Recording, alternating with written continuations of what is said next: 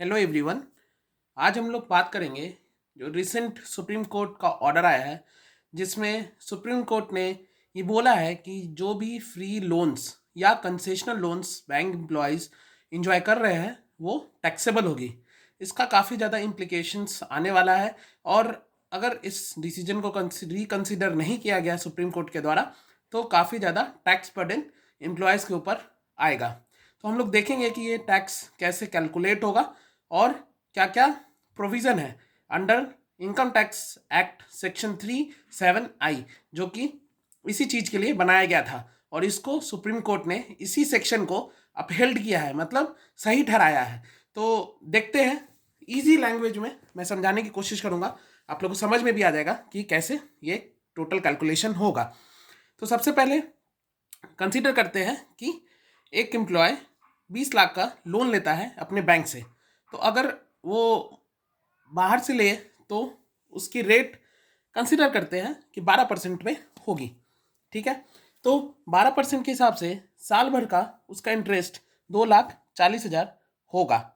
ठीक है, मगर वही लोन वो बैंक से लेता है जिसमें 6 या 6.5% सिंपल इंटरेस्ट पे उसको मिल जाता है, मगर मैं यहाँ पे 5% ही कंसिडर कर रहा हूँ और कंपाउंड इंटरेस्ट ही कंसिडर कर रहा हूँ।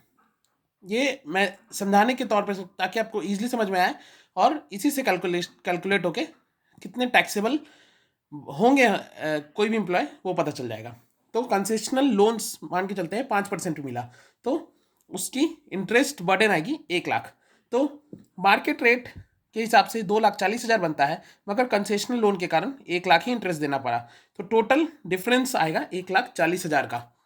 अब इस अमाउंट पे टैक्स देना होगा एम्प्लॉय को। अगर ये सुप्रीम कोर्ट का ऑर्डर रिवर्स नहीं होता है या रिकंसिडर नहीं होता है तो इस अमाउंट पे एम्प्लॉयज़ को टैक्स देना पड़ेगा। ठीक है, अब ये रेट कैसे डिसाइड होगी? ये रेट डिसाइड होगी, ये सेक्शन 37I बताता है कि ये रेट डिसाइड होगी कि मार्केट रेट जो SBI की है 1 अप्रैल को है साल की शुरुआत में, वो सालों भर के लिए वही रेट अप्लाई होगी। तो ऐसे रेट डिसाइड हो जाएगा।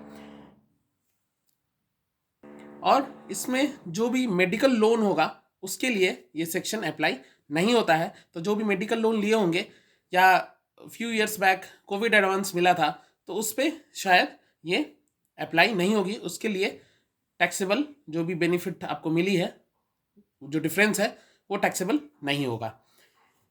और इसमें ये देखते हैं कि और जो लोन लेने में आपने जो चार्जेस दिए हैं वो भी इस अमाउंट से डिडक्ट हो जाएगा, उसके बाद ही टैक्सेबल इनकम निकलेगी।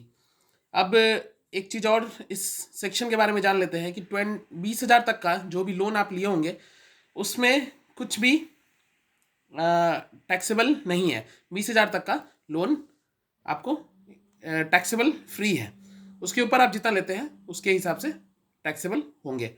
और जो भी इंटरेस्ट अप्लाई होगा वो मंथ एंड में जो अमाउंट बकाया होगा उसी पे अप्लाई होगा।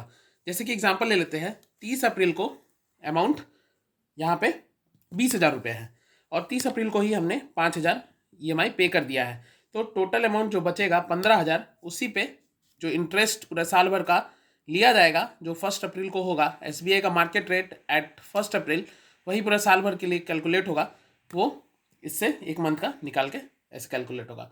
ये मैंने कोशिश किया कि सिंपल लैंग्वेज में आपको जो ऑर्डर आई है वो बता दे। आई होप आपको थोड़ा बहुत तो समझ में आ गया होगा कि ये कैसे टैक्सेबल होंगे।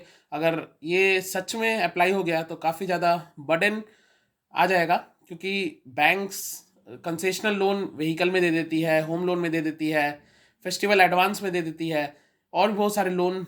बैंक में काम करने का सबसे बड़ा फ़ायदा तो यही था, जो कि वो भी टैक्सेबल हो जाएगा तो क्या ही होगा। आई थिंक सुप्रीम कोर्ट को थोड़ा सॉफ्ट कॉर्नर लेके इस डिसीजन को फिर से थोड़ा फेवरेबल बना देना चाहिए। That's it, thank you.